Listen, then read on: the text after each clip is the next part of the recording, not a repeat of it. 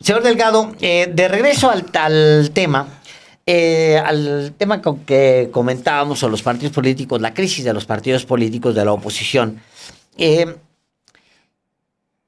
Una manera de verlo también es cómo en las últimas elecciones, las marcas en sí, las dos marcas, PAN, PRI por separado y PRIAN en su conjunto, ya están muy deslavadas, o sea, como sufren una pérdida las marcas como tales que ya hacen casi inviable mantenerlas, o sea, que a lo mejor lo más correcto sería refundar.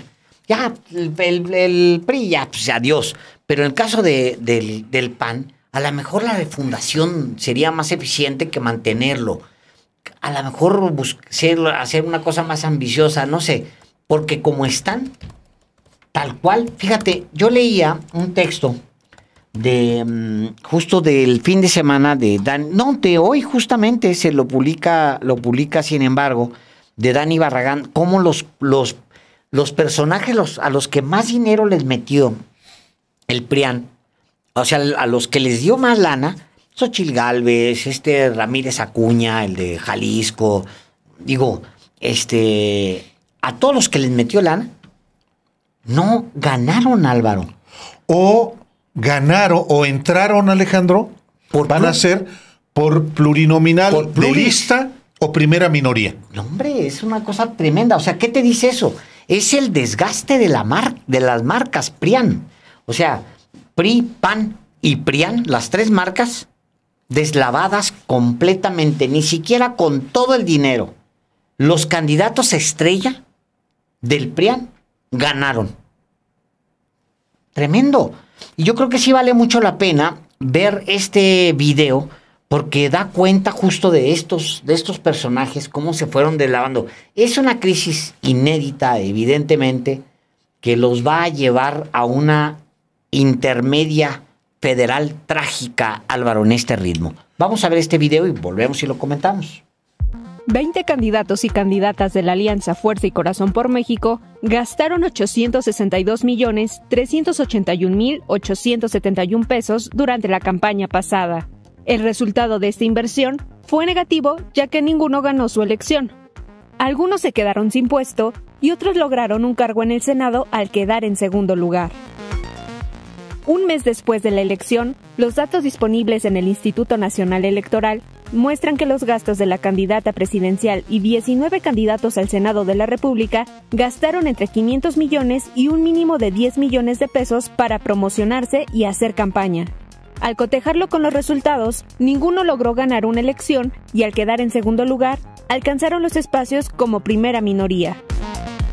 Estos son los gastos registrados mediante la Alianza Fuerza y Corazón por México. La candidata que más gastó, naturalmente, fue la aspirante presidencial Xóchitl Gálvez Ruiz, que pagó en publicidad y eventos 543.476.940 pesos. Quedó en segundo lugar. Y así es la lista, llena de segundos y terceros lugares y millones de pesos. Por debajo de Xóchitl Gálvez quedó el panista Francisco Javier Ramírez Acuña, el exgobernador de Jalisco y exsecretario de Gobernación de Felipe Calderón, quien gastó en campaña 43.486.207 pesos. Le sigue Karina Marlene Barrón Perales, del Partido Revolucionario Institucional. Ella buscaba ser senadora por Nuevo León y quedó en tercer lugar a pesar de los 22.478.911 pesos que invirtió en su campaña. La priista Brenda María Isontli Alvarado Sánchez, que iba por la senaduría en el Estado de México, pagó 20.727.831 pesos. En Veracruz, Miguel Ángel Yunes Márquez, quien también buscaba el mismo puesto en su entidad, invirtió 19.724.103 pesos. Enrique Vargas del Villar, que al igual que Yunes Márquez, era una de las piezas fuertes del panismo, no lograron arrebatarle el triunfo a Morena, aunque lograron garantizarse espacios. En la lista continúa Cintia Iliana López Castro, quien reportó un gasto de 17.870.995 pesos y perdió la votación por la senaduría a la Ciudad de México. Ana Teresa Aranda Orozco gastó 16.651.944 pesos en la campaña por el Senado en Puebla. Daniela Soraya Álvarez Hernández invirtió 15.710.391 pesos en la campaña por el mismo puesto, pero en Chihuahua, y Gustavo Sánchez Vázquez por Baja California. Él pagó en campaña 14.926.314 pesos. De estos 10 candidatos, el gasto fue de 733.700.202 pesos. Y los siguientes 10 son la misma historia. Un gasto de 128.681.669 pesos. Destacan en este segundo bloque nombres como Carolina Villano Austria, quien invirtió 12.105.165 pesos por ser senadora de Hidalgo. La lista está conformada por 355 candidatos de la alianza del PRI, PAN y PRD, que conformaron un gasto de 1.465.598.335 pesos. Otros candidatos que lograron hacerse de sus cargos a través de otras vías distintas a la del voto directo fueron los sonorenses Manlio Fabio Beltrones y María Lili del Carmen Telles. Cada uno gastó 6.140.000 y 6.046.000 pesos respectivamente para sus campañas.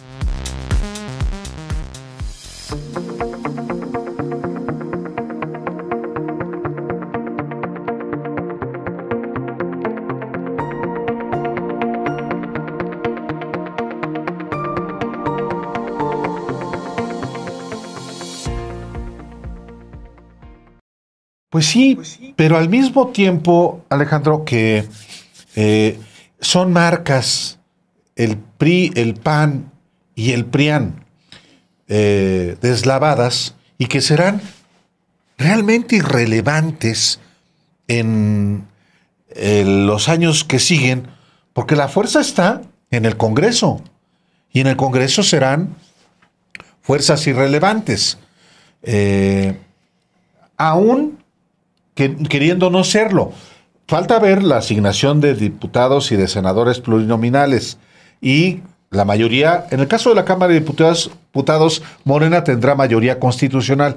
En el caso del Senado, 2 o 3 senadores, aguas. Y en eso puede haber, digamos, puede frenarse, incluyendo la reforma electoral, la reforma al Poder Judicial. Pero bueno, los grupos que controlan a los partidos, en este caso al PRI y al PAN, y también, hay que decirlo, a Morena, al Partido del Trabajo, al Partido Verde, tienen prácticamente manga ancha para ejercer el presupuesto que les asigna, que se les asigna por la vía de los recursos públicos. Sí, ha ido modificándose la legislación desde hace 30 años. Pero a la fecha, de acuerdo con lo que establece la legislación y según expertos, los líderes de los partidos políticos en México aún conservan un poder casi absoluto que les permite usar el dinero público para lo que quieran, incluyendo asuntos personales y cabildear con las autoridades electorales en su beneficio. Así es, totalmente. Este es un reportaje que también nuestra compañera Guadalupe Fuentes realizó y que acredita justamente esto que estamos hablando. Y con esto nos despedimos en este arranque de semana, arranque también de vacaciones para mucha gente, Alejandro. Sí. Pues bueno, habemos 30,000 en vivo. Sí. Somos pocos, pero suficientes. Son días en los que ya mucha gente ya anda en la vacación. Y qué bueno. Claro, más faltaba. Faltaba más. Bueno, gracias a todos. Quédense con este reportaje y enseguida con Pedro Mellado. Muy buenas noches. Líderes de partidos políticos amparados en la autonomía y la limitada fiscalización por parte del Instituto Nacional Electoral han derrochado millones del dinero público en gastos que no benefician directamente a sus organizaciones y sin rendir cuentas ni a sus militantes ni a las autoridades. En el caso del Partido Revolucionario Institucional, su dirigente Alejandro Moreno Cárdenas se ha beneficiado con asesoría personalizada de consultores políticos, al igual que Dante Delgado de Movimiento Ciudadano, mientras que en el Partido de la Revolución Democrática, Jesús Zambrano ha gozado del servicio de una agencia de viajes, y en el Partido del Trabajo de Alberto Anaya gastan miles en viáticos y renta de vehículos. En la misma ruta se encuentra el Partido Verde Ecologista de México, con gastos excesivos en cursos, talleres, publicidad, souvenirs y pagos a conferencistas críticos de la Cuarta Transformación. De acuerdo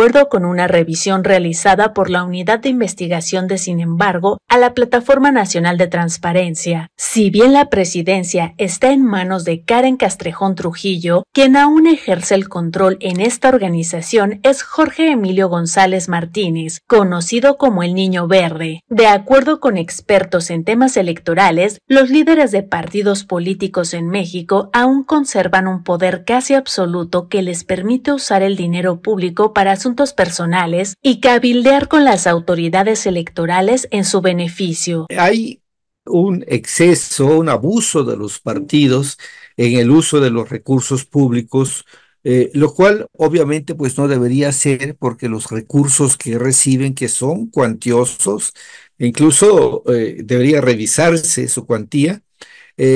Pero bueno, los recursos que no solamente son cuantiosos, sino que hay una buena parte de esos recursos que no sirven para los fines de los partidos, sino sirven para lujos de los dirigentes, para incluso dádivas ilegales a ciertos juzgadores electorales. Por supuesto, de esto no hay prueba, porque ¿cómo lo prueba? ¿No? Si le dan en efectivo la dádiva a este juzgador para que emita un proyecto en determinado sentido o vote en determinado sentido, pues ¿cómo le puede probar, no? De ahí que haya una regla muy importante en lo que tiene que ver con los gastos de los partidos, que es que todo debe estar bancarizado. Es decir, legalmente no debe haber ningún gasto de partido que no esté referido a una cuenta bancaria, ¿no? Entonces, también paralelamente con este exceso en el financiamiento de los partidos políticos, tenemos en el lado contrario un déficit en la fiscalización que debe realizar el Instituto Nacional Electoral. No solamente hay deficiencias, insuficiencias, sino que también em, hay casos evidentes de complicidad de los funcionarios de la unidad de fiscalización con los partidos políticos.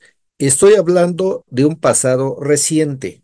Estoy hablando de los tiempos en que un operador del PRI, Alfredo Cristalinas, al que se le decía Pristalinas, era un operador del PRI en la unidad de fiscalización del Instituto Nacional Electoral.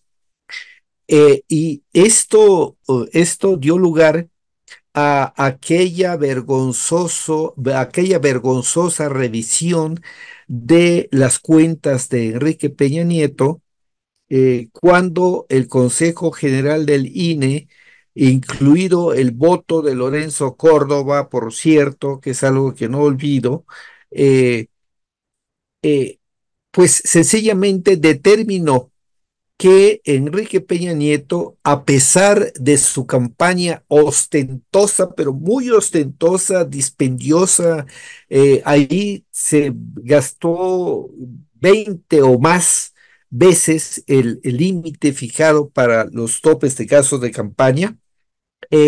Bueno, pues resulta que a pesar de ese gasto evidentemente excesivo de Peña Nieto, dispendioso, resulta que cuando viene la revisión por la unidad de fiscalización y con la aprobación del Consejo General, resuelve que Enrique Peña Nieto no llegó ni siquiera al límite permitido. Y en cambio, en un hecho que parece burla, la campaña muy modesta de Andrés Manuel López Obrador, que contendió con Peña Nieto, pues resulta que López Obrador sí rebasó el tope de gastos de campaña. Y esto se debió a que hubo una labor de maquillaje ahí muy importante. Se decía que los operadores del PRI, los contadores del PRI, estaban en la unidad de fiscalización siendo asesorados por personal de fiscalización para que pudieran disimular ciertos gastos y llegar a esa barbaridad que significó el dictamen consolidado, quizá el más vergonzoso en la historia del Instituto Federal Electoral, antes y actualmente Instituto Nacional Electoral. Un caso del uso discrecional de recursos públicos por parte de los partidos políticos fue denunciado en abril pasado por la diputada federal del PRI, Montserrat Alicia Arcos Velázquez, quien interpuso una denuncia ante el INE por violencia política de género, derivada de un presunto acto de corrupción y una por daño moral contra el líder nacional de su partido, Alejandro Moreno, y contra el secretario de Finanzas, Hugo Gutiérrez Arroyo. De acuerdo con la diputada, Alito, como se le conoce al líder del PRI, y Gutiérrez, la presionaron para aceptar un esquema en el cual pretendían quedarse con la mitad de un recurso de 32 millones de pesos que se destina a la capacitación de las mujeres del partido. La verdad es que yo creo que en el PRI hay gente muy valiosa todavía, pero estas personas o han sido silenciadas o han sido excluidas o han sido, pues de alguna manera, acorraladas o simplemente beneficiadas para que en algún momento no la hagan de tos al interior del partido. Yo creo que el partido en este momento está viviendo una situación muy difícil. A mí me duele mucho. Yo siempre he sido priista, yo he tenido ofertas de otros partidos, no ahorita, desde el 17, 18. Y la verdad es que yo pensaba que un día esto se iba a acabar. El presidente de la República construyó un proyecto político abanderando la anticorrupción y hablando de que la corrupción se iba a acabar. Cuando tú pierdes el gobierno de la República porque toda la gente piensa que eres un corrupto, no puedes seguir siendo corrupto. Ya vemos priistas que pensamos que eso debía de cambiar. Bueno, con Alito se maximizó, porque es la caja chica donde él puede pagar helicópteros para viajar al interior de la ciudad, que me consta porque a mí también me trepó uno de esos, y puede darse gustos como los zapatitos que tiene, los cinturones que usa, porque el PRI es su caja chica, y no lo quieren ver, nos duele. Cuando estamos ahí estamos formados institucionalmente para defender al presidente del partido. Yo encabecé una rueda de prensa en aquel momento cuando el asunto de las compañeras diputadas que fueron, pues, de alguna manera comentadas con asuntos de fotografías y cuestiones por el estilo. Y yo se lo dije, Alejandro, la verdad es que yo defiendo como priista la institución, y lo dije en la rueda de prensa, al presidente del partido. Lo que hace cada uno en su vida personal, eso es independiente.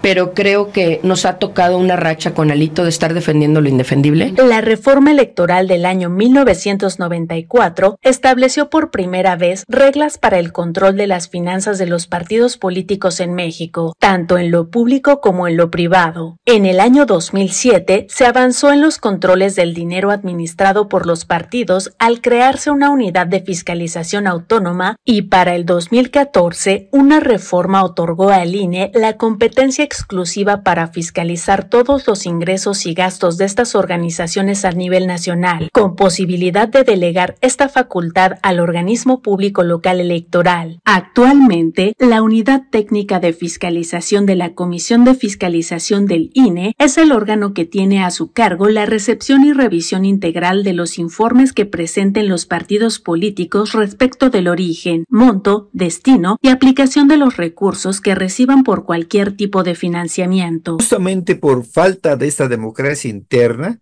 los líderes se tienden a perpetuarse en las dirigencias de los partidos, en las presidencias o secretaría general de los partidos. Eh, y estamos viendo particularmente en el PRI y el PAN.